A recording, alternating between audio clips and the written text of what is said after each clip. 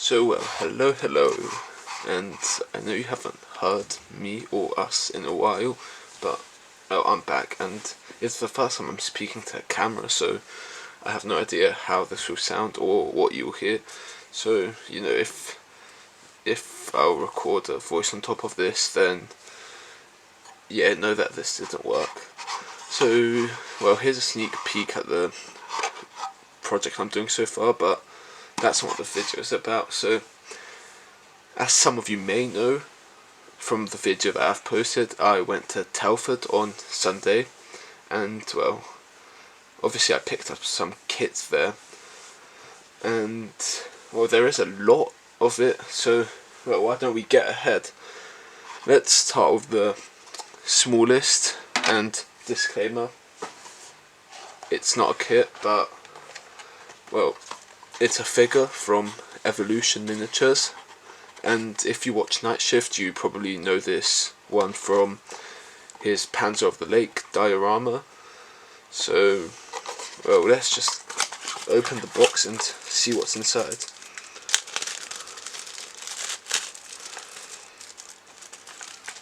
So inside the box you get this bag with these smaller bags inside of it.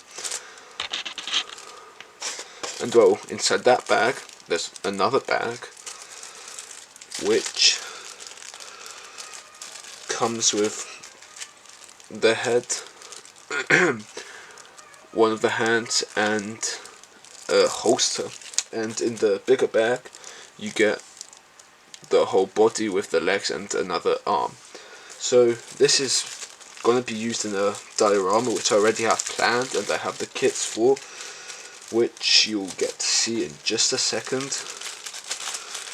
And that kit is going to have these tracks, and well, you can probably guess what kit, I mean not brand, but you can definitely guess what the subject of the kit is by now. So these are 3 models Sd.Kfz 251 tracks with the rubber pads, which I subjected myself to. I don't know why, but they're a lot more complex than the regular ones. So inside the box you get the track links, pretty small, and not that much of them, as there's 55 per side. And then you get the rubber pads, metal sprockets, and metal rings inside the other bag. They also give you this kind of instruction, but it's kind of common sense how you're supposed to glue it, so not too helpful. On the back here there's some tips or whatever, but it's just like be careful, check bag, and so on. So that's that. Then let's start with the kits now, shall we? So the smallest one is here. Oh yeah, and you can see off the table, because well, it's the oldest 2 digits to a black piece of paper. So this is 1/48 by Special Hobby, and it is their Fokker D.V. And well, the box art is kind of nice, the Fokker D.V with some French or RAF biplane in the background. I'm not such a professional on these biplanes, but either way, let's see what's inside of the box. So on the back of the box, it also provides you with the mark schemes for this specific boxing of the kit. So well, the box comes with instructions, which we'll look at in a sec. Then 1 plastic bag for the 2, I believe, sprues that there's in here. And well, this is a pretty tiny kit, and you can see the fuselage here. And if you know how big a Tamiya paint jar is, then well, it's not much bigger than 2 of them, is it? But interestingly, even though it's such a small kit, as you can see there's a PE fret back here, which is pretty cool at this small scale. Then you've got the obviously German crosses here on the decal sheet, then some other regular crosses up here, and then numbers. And this like bluer, more saturated blue thing is for their 3D decals, which go on the underside of the fuselage, which I found actually really interesting, because I haven't seen a base kit include 3D decals. So we'll see how well that plays out. But into the instructions, here are the modest 2 screws that come here, then the PE thread, and then a film which I predict is for that almost non-existent canopy. So also, I'm not going to look through the whole instruction, but they provide you with the rigging layout here, which I'll try to do, and then with those previously mentioned mark schemes just in more detail. So then, the second to smallest kit is, again, 148 Special Hobby Fars, however you say that, E.1, and, well, it's a monoplane, which is kind of interesting as, you know, back then, this was introduced in 1914, I believe, they were mainly biplanes, so such an early monoplane is rather fascinating. So this is a top-up opening box, unlike that other one, which was just on the side. And here we've got the instructions.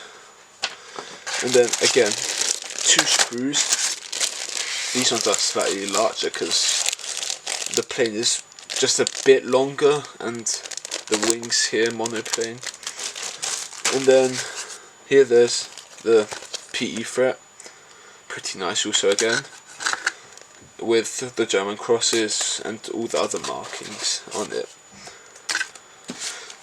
So, looking at the instruction, this one is coloured, and again those 2 screws and thread and film. So, well, this instruction is mainly coloured for most part of it, which I actually find pretty cool, because if you forget to paint something or don't know what colour it is, then the instructions will tell you the rough colour of it. So as you can see, it's a relatively simple kit, but then again, you know, it seems like a nice build. Then again here, the rigging, and the rather boring mark schemes of linen, linen, which is this almost creamy off-white colour, and then the black front, and then just the white and black. So, well, that offers a lot of post-shading or pre-shading opportunities, which, well, I'll try to capitalise, I could say, on. So, looking at the third kit, it's another aircraft, and it is Academy's 148 Spitfire FR Mark 14E.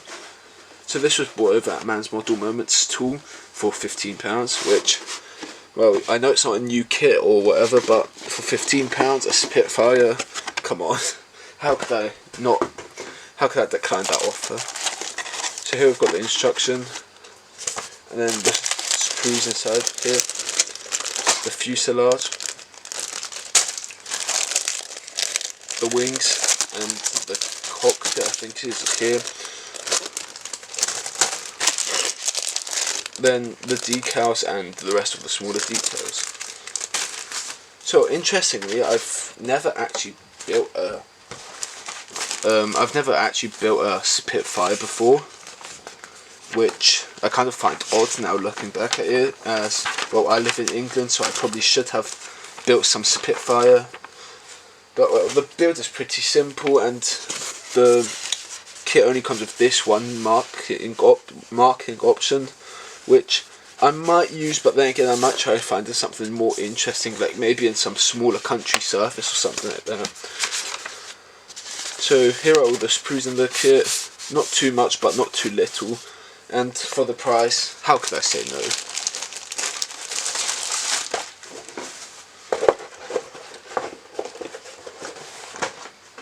And the final kit I bought was this Dragon Sd.Kfz 251 Aus C, which those tracks and that figure are going to be used with. So here it says 55, but it was actually 40 after some discounts and so on. And, well, looking at prices anywhere else, I think that's pretty goddamn good. Also, just about those special hobby kits, those were 19 each, so, you know, that's also a pretty good price for something like that. So here we've got the instruction, and well, something that isn't really Dragon-esque is that there's actually not that much parts unused. As you can see, there's only 4, 6, 8, 9, what's that, 10, 13, around 14 parts that are unused.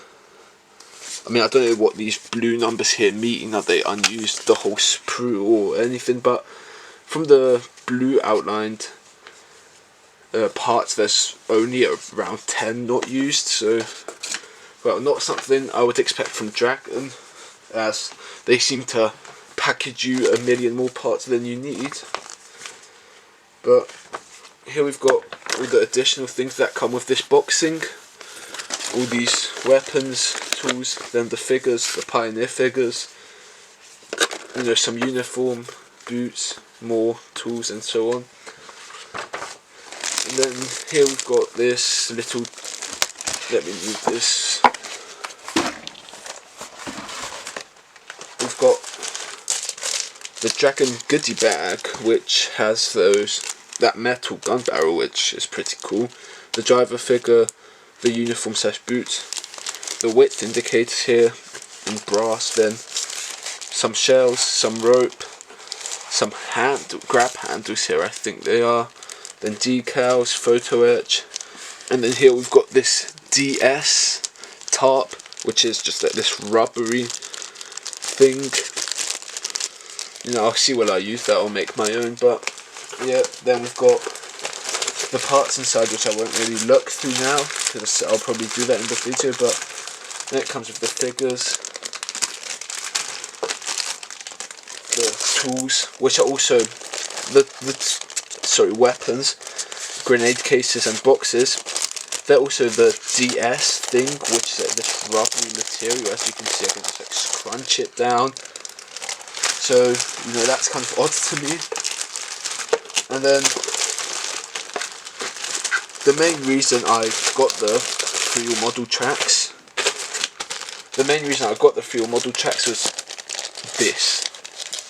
Like, you know, if you've had experience with free model tracks, you might say they're kind of not the best because you have to clean them up, drill out and so on, but 3 parts for an individual track is just, you know, why would I subject myself to that if I can just get 3 model tracks, which are, well, metal, so they're probably a bit more realistic than these, and then, you know, plus it just adds that additional bling when the kit isn't built.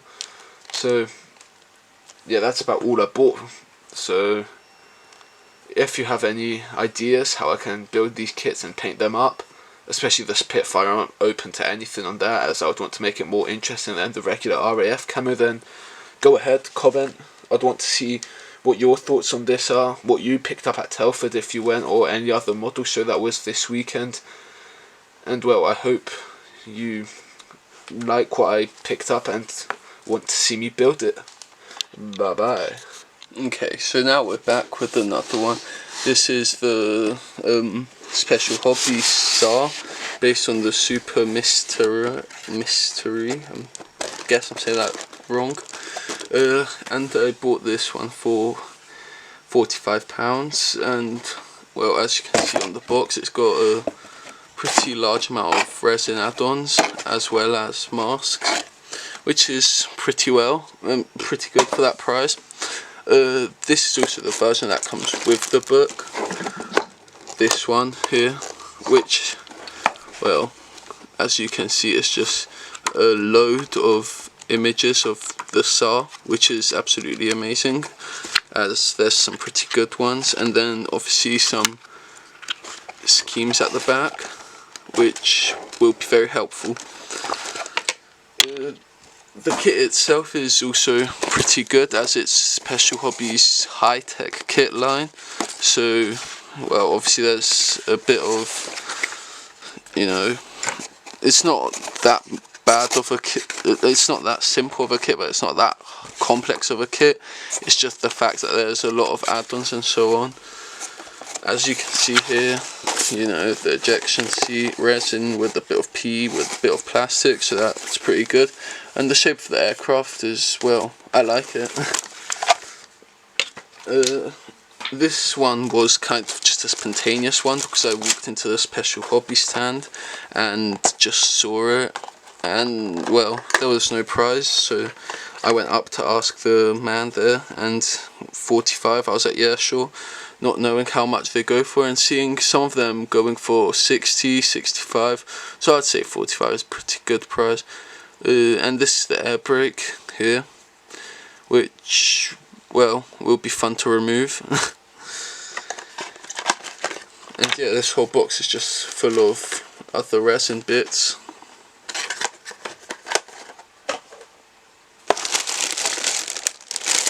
Here we have all the plastic, which looks pretty nice moulded, a lot of detail certainly, and the shape of the aircraft, as I said, is one that I really like.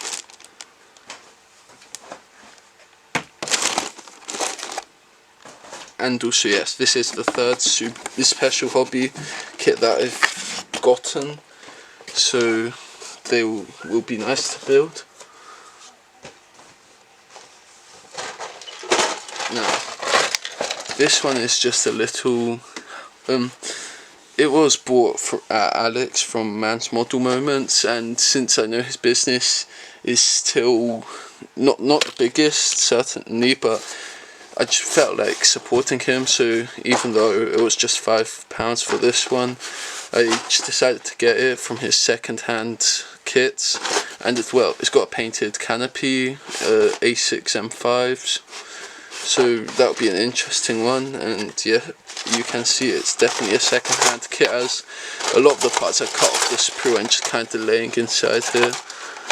But that doesn't detract me from a kit, because as long as not much is missing, like here, then it's fine, and I can just make the red circles myself with a bit of masking, as this one is lacking decals sadly, but it's a pretty nice kit for £5.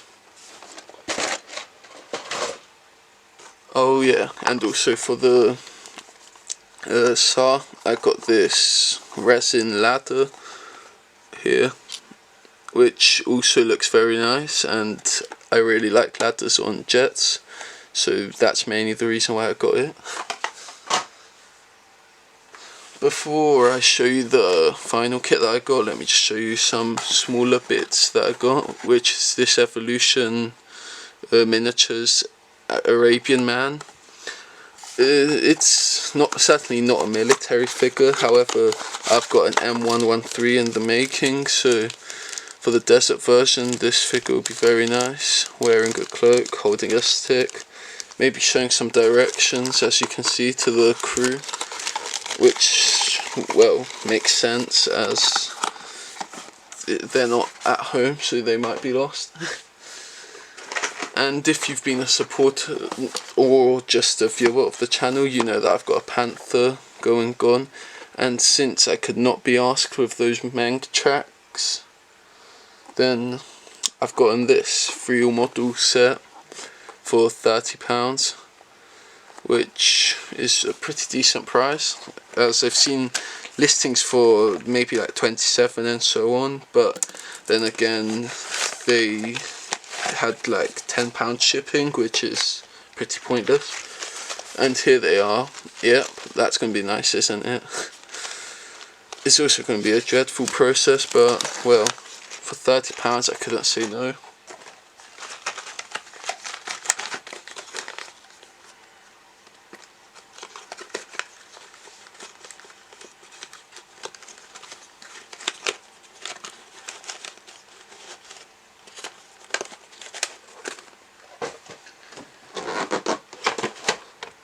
And finally we have the Edward Camo & Co set, which has 2 Sopwith camels in it, with a very large amount of different markings, which I certainly like this one and, well, these 3. But I don't yet know which one I'm making apart from the blue one, as I really want to make that one. So that will bring me up to 4 biplanes by the time I make them all. And well, what could you expect from Edward? A nice PE for it, coloured obviously, you know, not that complex of a kit, just a bit of PE, some nice detail. And yeah, that looks nice. Masks obviously supplied.